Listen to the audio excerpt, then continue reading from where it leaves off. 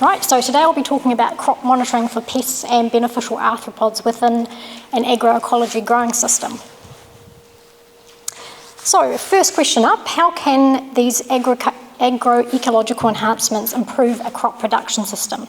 So I know Murph's already touched on a lot of the benefits, so my presentation is very much going to focus on the insect side of things.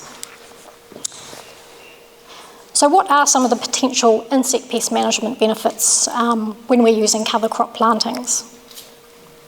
So within a conservation biocontrol context, Murph has already touched on this as well. So the acronym SNAP, the cover crops can provide shelter, nectar, alternative prey, and also pollen for these beneficial arthropods. In terms of cover crop plantings, it's been quite well researched overseas and also successfully implemented. And from those findings, we know that the cover crops themselves can attract and increase the abundance of beneficial arthropods. So we're seeing an increase in numbers, but we're also seeing an increase in biodiversity. So we're seeing new arthropods coming into the cropping system. So this in turn can improve our pest management and hopefully reduce our agrochemical use and create a bit more of a sustainable production system. Okay, so the next question up is how can we actually measure or monitor the benefits of these agroecological enhancements? So in terms of our projects, how are these cover crops improving the cropping system? So within the project we're working on, we're looking to develop just a bit of an understanding of how the overall biodiversity and beneficial arthropods can be enhanced with the use of cover crops. And we're doing this within the citrus orchards. But again, how do we measure this? How do we understand the increase in biodiversity and the change in beneficial arthropods within the environment? So within the project itself, we're trialling a few different crop monitoring techniques. We're hoping to develop these different methods that could be used across different crop production systems. So just going to back up here a little bit and talk about crop monitoring and why we need to do it. So crop monitoring, it's very much the foundation for effective insect pest management. It's really important to get a bit of a snapshot of what's happening in the orchard to get an idea of how things are tracking through the season.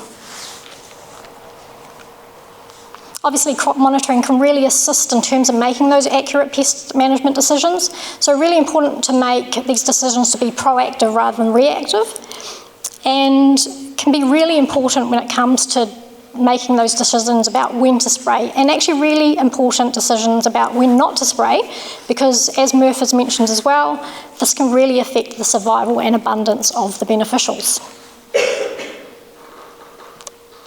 So crop monitoring, also really important in terms of identifying trends across the season and also between seasons. So where are we seeing those increases in pests from fortnight to fortnight or week to week, and then comparing them from season to season to get an idea of what's happening from year to year.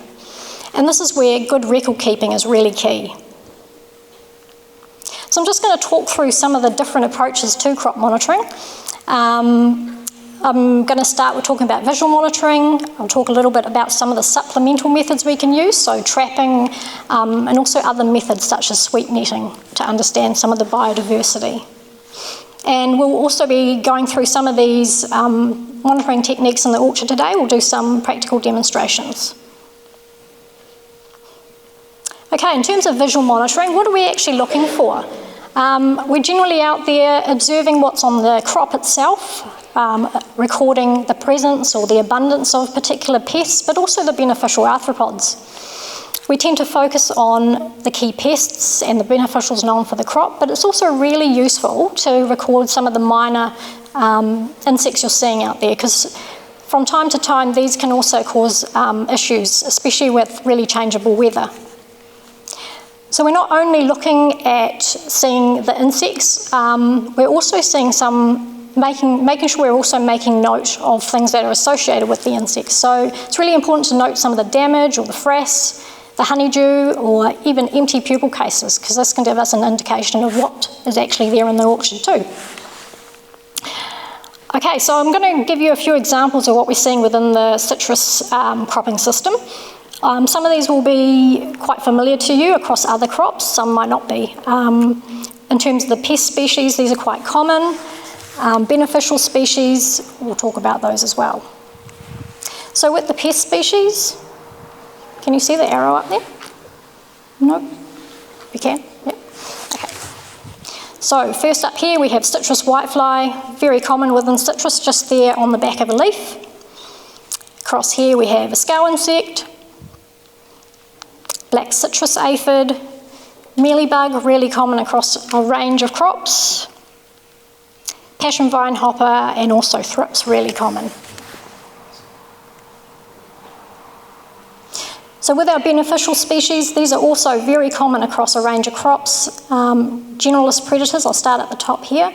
We have our steely blue ladybird, we have a citrus whitefly ladybird, and this is an immature stage of the citrus whitefly ladybird.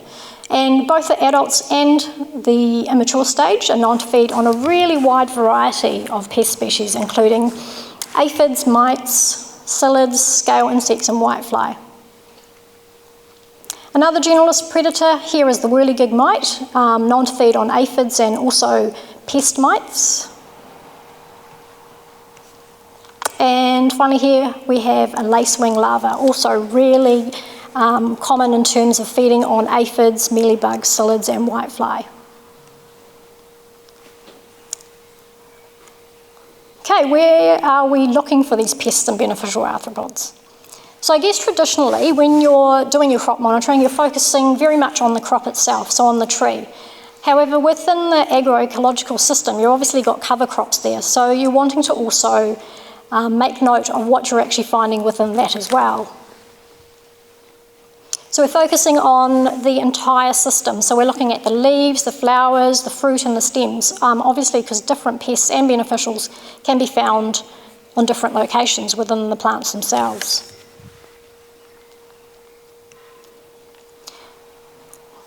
So when it comes to monitoring, you can either be using data trees or random sampling or a combination of both. So with the data trees, you've got, say, 10 trees marked out within your orchard block.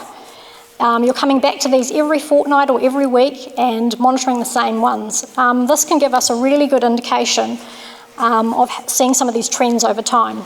You can also use random sampling. This also has its pros in terms of identifying hotspots and understanding where those higher pest pressures are.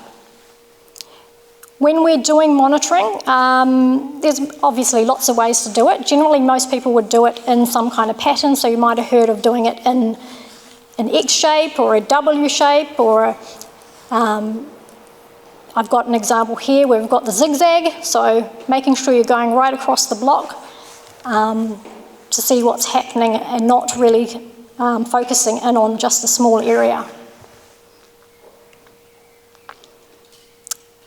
So one of the supplemental methods I talked about was actually trapping. You would have heard of pheromone trapping, which is quite targeted using pheromone traps, so putting a lure inside a trap to attract an insect to the trap itself, and this is quite common for moths. We can also use sticky traps. This is really useful in terms of observing some of the other flying insects that we don't always see during visual monitoring. Some of those flying insects are quite small, and so using a yellow sticky trap can pick up on some of those other things, such as parasitoids or hoverflies. And what are we recording from these? We're looking again to record the presence, also the abundance of particular pests and beneficials. Some of the other methods that we can use, which we'll see out in the orchard today, is sweep netting or shake sampling. With sweep netting, we're using basically a really big insect net to collect insects from long grass or cover crops, collect them into a net and identify what we're seeing. Shake sampling, going up to a tree canopy with a bag or a net underneath, giving it a shake, and also going ahead and identifying what we're seeing there. With recording our data, how do we record what we're seeing? I think most traditionally we're using recording sheets. If anyone's using any kind of Apple technology, I'd really love to hear from you. Love to see what's happening out there in that space. From this, we can then compile this data into a summary report. And I guess most importantly, how do we interpret the data that we're actually collecting? So I guess it comes down to being able to use some kind of software, even if it was something simple as Excel, to load up all your information and then track that data through some kind of graph so you can see the trends throughout the season. So this trial will also provide us a bit more information on how to interpret the data, looking at different ratios, how do our pest numbers compare to our arthropod numbers, and maybe not in the context of this project, but down the line, how does that then relate to what we're seeing in terms of fruit damage out in the orchard as well? That's me. Thank you.